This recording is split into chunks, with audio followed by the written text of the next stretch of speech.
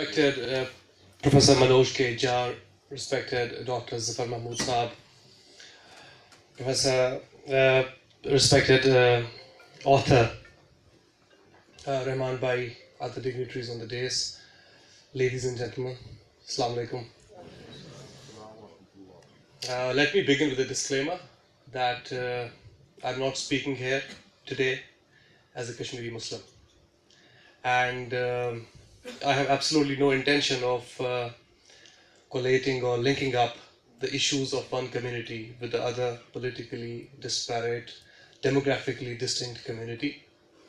These are two politically distinct communities, and I have absolutely no intention of linking the political issues of Kashmiri Muslims with Indian Muslims.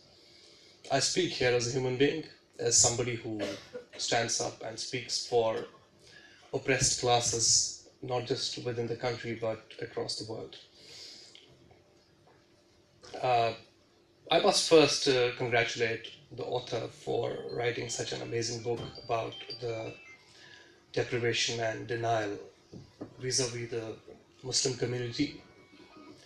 This book has really been an eye-opener for me, somebody who has been in the field and trying to do something about not just issues related to one community, but about the issues related to all communities. But then the way this book has come up, it's an amazing, as Professor Jha said, that it's an amazing document. It is a piece of evidence which will be there for all times to come. And those people who have been telling us that Muslims have been laboring under a victimhood complex, and there is absolutely nothing like state inaction or state apathy, I think this book is the most profound answer to those voices. There are three approaches to problems of oppressed classes in India today. One is that when you talk about the issues related to oppressed classes, people will tell you that, oh, but Muslims are laboring under a victimhood complex. They're victims. When I resigned from IAS, you know what people said? People said this reinforces the victimhood complex. The problem today is that when victims speak for themselves, they are told to shut up. There's absolutely no space for the victim. When he says, come on, I have the evidence to tell you that whatever diagnostics were applied in previous years, whatever reports have been written, whatever data is available, here is the data. There is deprivation, there is problem. The socio-economic indicators of the oppressed classes are bad.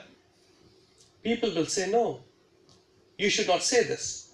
This goes against the nationalistic, the pro kind of things narrative. This doesn't suit us.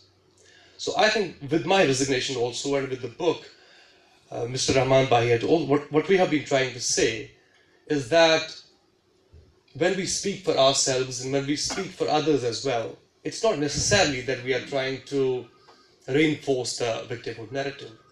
These are very genuine voices and they need to be heard. Second important thing is that when you talk about Muslims or other communities as well, you will get to hear that the problem is with Muslims. The problem is not with the state. Muslims are backward because Muslims do not want to go to school. Muslims are backward because they do not want to get educated. They do not want to get involved with the mainstream. They do not want to engage in the political processes. They are a divided lot. And this is one more way of kind of shifting the onus onto the community. When you talk about Kashmiri Pandits, people say, oh, Kashmiri Pandits are not victims. They're just trying to be victims. When you talk about Dalits, people say the same thing. Dalits are not victims. The problem is with Dalits. The problem is not with the superior classes which oppress them. That's the second approach. Third thing is that when you ask the state to act, the state shows you certain examples. State will tell you, look, Shah Faisal is there. He represents, he's the symbolic of the change that Muslims have seen in the country. But I can tell you that for every one Shah Faisal who tops the civil services, for every one Rahman Bhai who is there in police service, you have 10 victims in the field who are getting lynched. You have 10 people who are not able to walk on the streets.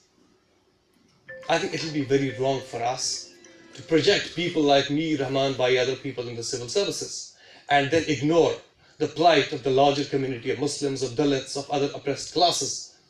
When you talk about Dalits today, people show you, oh, you have the president, he's a Dalit. Come on, this is not how things are in the field. I would lastly talk about, there's a formulation, what we call a house negro and a field negro.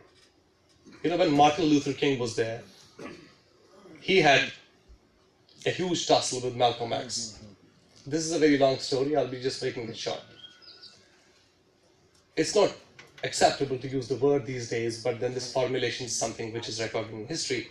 So there were people who were very close to the white classes, and those people had all the privileges available.